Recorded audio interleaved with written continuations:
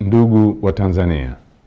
naitwa Kanali Bernard Masala Mlunga, kaimu mkurugenzi wa habari na uhusiano, Jeshi la Ulinzi la Wananchi wa Tanzania.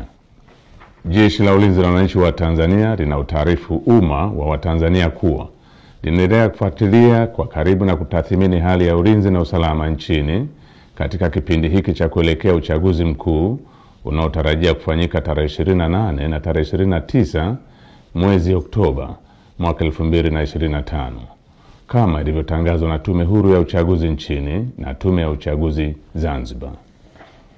Kwa ujumla, Jeshi la Ulinzi la Wananchi wa Tanzania linaridhishwa na hali ya usalama iliyopo nchini katika kipindi hiki ambacho vyama vya siasa vinaendesha kampeni zao kwa kuzingatia matakwa ya kisheria, kuheshimiana na kuvumiliana kunakooneshwa kupitia kwa wagombea wao wa ngazi za urais, ubunge na udiwani. Jeshi la Ulinzi la Wananchi wa Tanzania linaviomba vyama vya siasa kuendeleza hali ya amani na utulivu wakati wote wa kampeni, kupiga kura na baada ya kupiga kura. Katika hatua nyingine, Jeshi la Ulinzi la Wananchi wa Tanzania linalipongeza Jeshi la Polisi na vyombo vingine vya usalama kwa jinsi vinavyoendelea kusimamia hali ya usalama katika kipindi hiki cha kuelekea uchaguzi mkuu.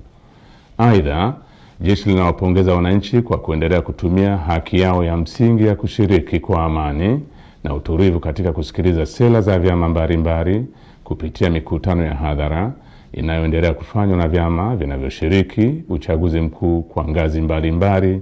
ili kuwachagua viongozi watakaowaletea maendeleo.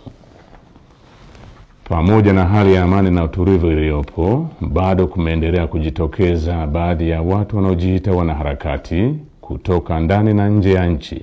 kutumia mitandao ya kijamii kupotosha umma kwa kuweka maudhui yenye kuleta uchochezi kwa kulihusisha Jeshi la Ulinzi la Wananchi wa Tanzania na siasa ili kutimiza azma yao ya uvunjifu wa amani.